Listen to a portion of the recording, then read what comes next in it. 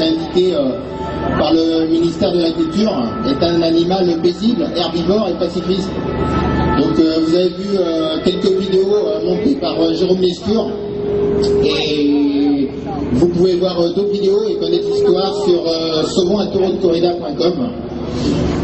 Donc je vais continuer à faire ce que je fais, à prouver à tout le monde que le taureau espagnol n'est pas du tout un animal agressif, un animal paisible. Et dans 8 jours, je pars à travers toute la Bretagne pendant 3 semaines avec Fadjin pour expliquer aux Bretons ce qu'est réellement la corrida et non pas ce que nous montrent les médias. Une version très édulcorée.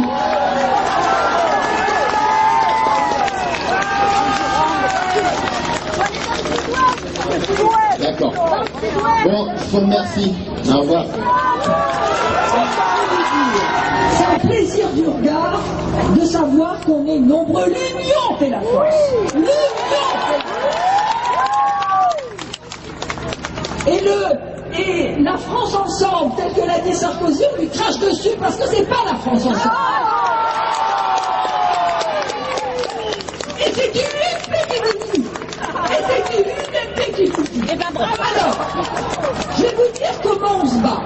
À la réunion avec le cabinet qui nous a réunis, on a proposé 3 choses.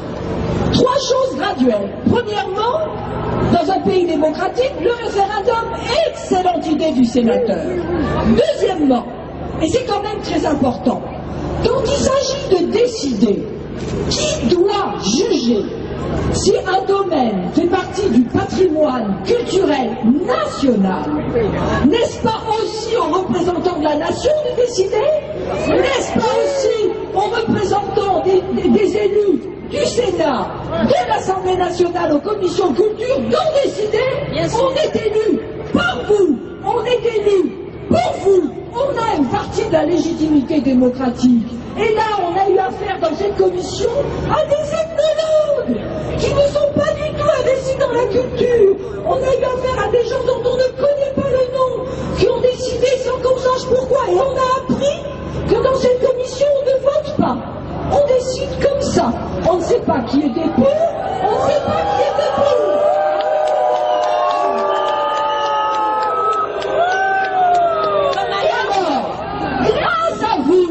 Grâce à votre mobilisation, qu'est-ce qu'ils ont décidé au ministère de la Culture?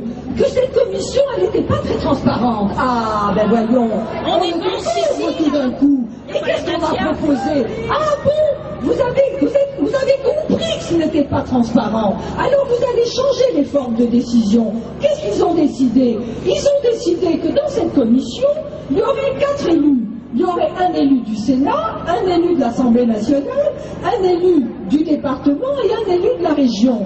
Mais moi, je ne sais pas qui va choisir ces élus. Il faut que ce soit les élus de l'Assemblée ou du Sénat qui choisissent, parce qu'ils sont capables de prendre des gens proto-remachis. Il n'y en a pas beaucoup, mais ils en trouveront toujours bien un par-ci par-là. Donc ça ne plaît pas trop non plus. Et puis, si le ministre est enfin convaincu que cette commission n'a pas agi en toute transparence et en toute compétence, alors cette décision, elle n'est pas légitime puisqu'il veut changer la commission. Et qu'est-ce qu'on a proposé au ministre? Eh bien, de surseoir à statuer de cette décision inique et d'attendre la formation de la nouvelle commission pour décider si oui ou non ça fait partie du patrimoine national. Et pourquoi ça ne peut pas faire partie du patrimoine national? Mais tout simplement pour 2 choses. La culture, c'est ce qui unit, c'est jamais ce qui divise. Malraux disait, la culture, c'est le plus court chemin d'un homme à un autre. Vous croyez que la tauromachie, c'est le plus court chemin d'un homme à un autre? Deuxièmement, comment peut-on parler d'un patrimoine national qui n'est pas légal sur tout le territoire? Car il faut savoir qu'à part les régions qui bénéficient de l'exception au droit pénal, d'une sanction très gravement punie, puisque c'est 300 000 € d'amende jusqu'à 3 ans de prison quand on fait souffrir un animal qui est sous notre responsabilité. Il faut quand même savoir que dans les territoires où ça n'était pas pratiqué depuis longtemps, c'est interdit juridiquement et c'est condamné pénalement.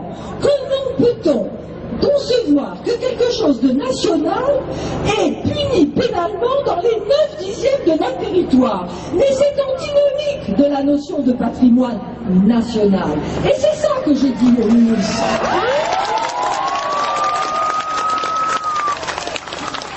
La dernière chose, et alors là c'est la honte de ma vie, je fais partie de l'Assemblée parlementaire du Conseil de l'Europe. Du 47 pays européens. Je ne vous dis pas comment nous regardent les Turcs. On parle aux Turcs des droits de l'homme.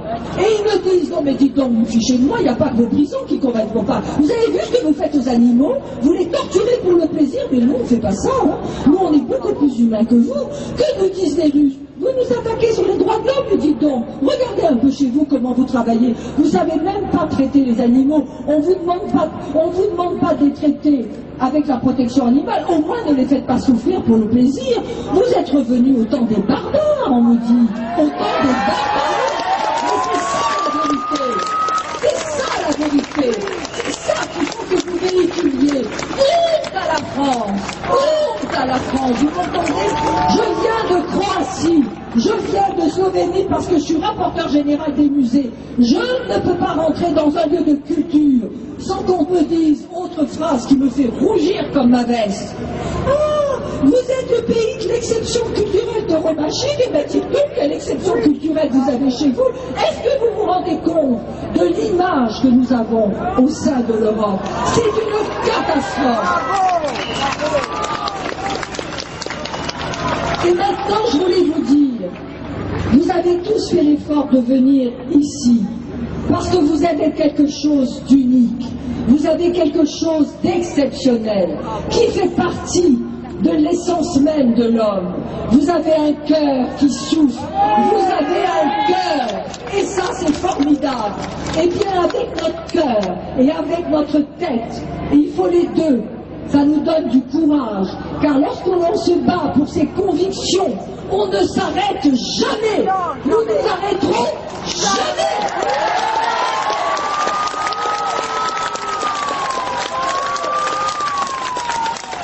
Enfin, je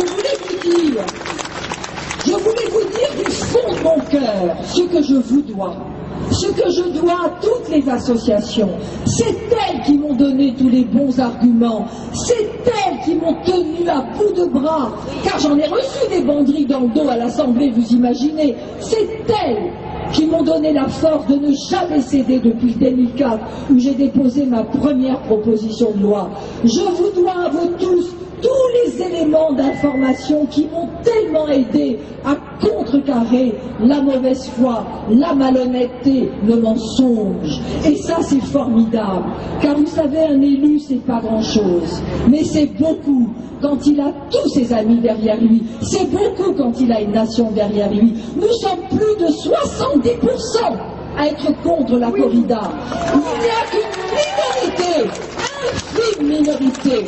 Et dans les 30% qui restent, il n'y a pas 10% qui est pour, il y a 20% qui s'en fichent, et puis il y a les 10% qui ne se mouillent pas.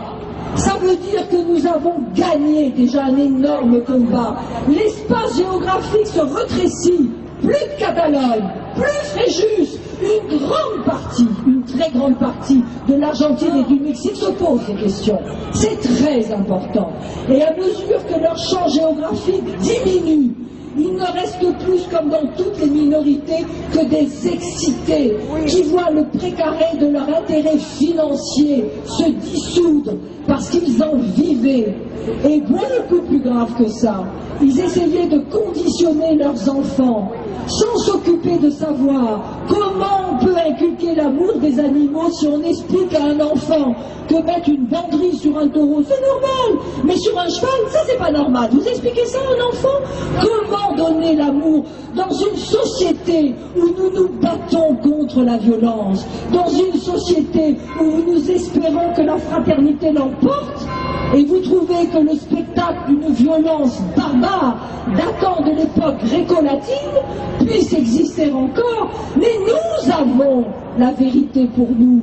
Nous avons pour nous le sens de l'histoire. Et c'est pas une marxiste qui vous le dit, c'est une femme de droite. Je suis intimement convaincue que l'honneur de mon pays et l'âme de notre pays dépendent de notre victoire. Notre victoire, elle est sûre. Mais si nous voulons l'accélérer, je suis d'accord avec mon copain sénateur, motivons politiquement les élus. Les trois quarts s'imaginent qu'en ne faisant rien, ils risquent rien, ils ne se feront pas d'ennemis. Eh bien, montrez-leur qu'en ne faisant rien, ils ne seront pas réélus et on verra bien qui va gagner.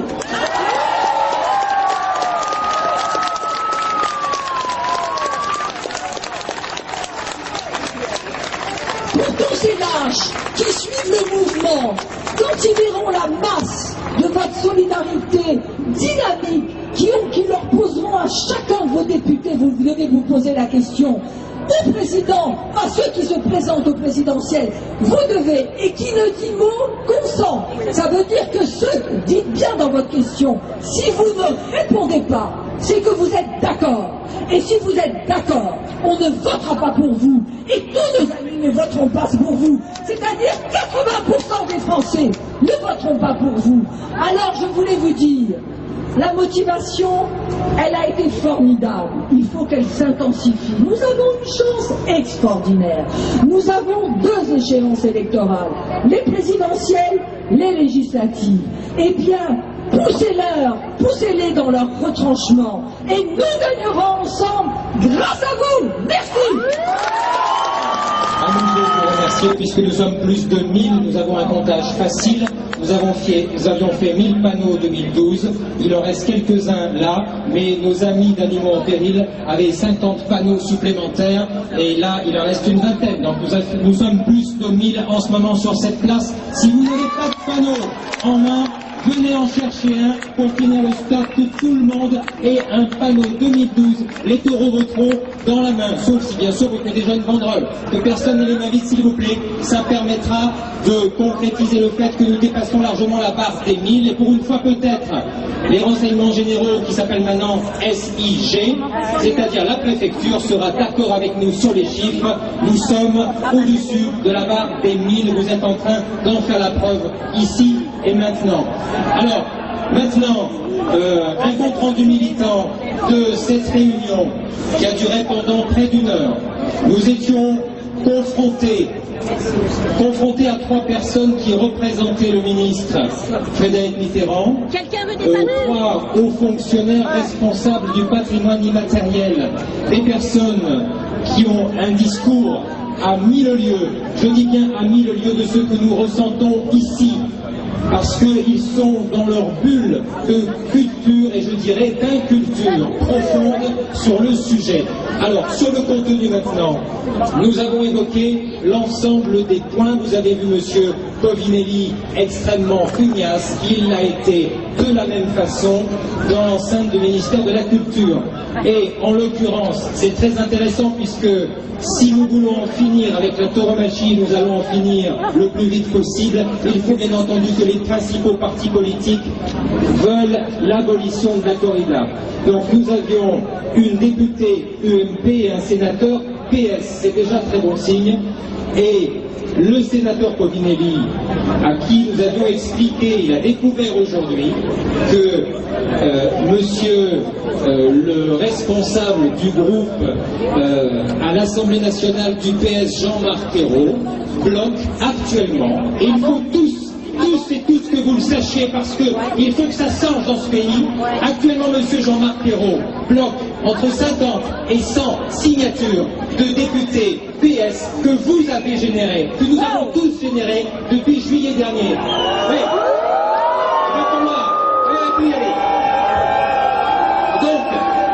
Donc, ces députés PS sont empêchés de co-signer, que leur vote, que leur voix soit comptabilisée pour co-signer la proposition de loi de mesdames Marlon Melitelo ici présente et madame Gaillard de juillet de l'année dernière. Ça veut dire qu'actuellement, on a 75 députés qui ont co-signé la proposition de loi. On en a 15 de plus. qui ont signé le manifeste du Crack Europe pour l'abolition de la corrida, donc qui devraient très logiquement voter pour l'abolition le moment venu. On est à 90 députés. Si M. Hérault en a 100 sous le coude, ça veut dire qu'on a potentiellement 200 députés pour l'abolition. Donc ce qu'il faut faire, tous et toutes, pour sortir de cette situation, c'est matraquer le Parti socialiste et M. Hérault de fax, de mails, de demandes de rendez-vous, parce que manifestement, M.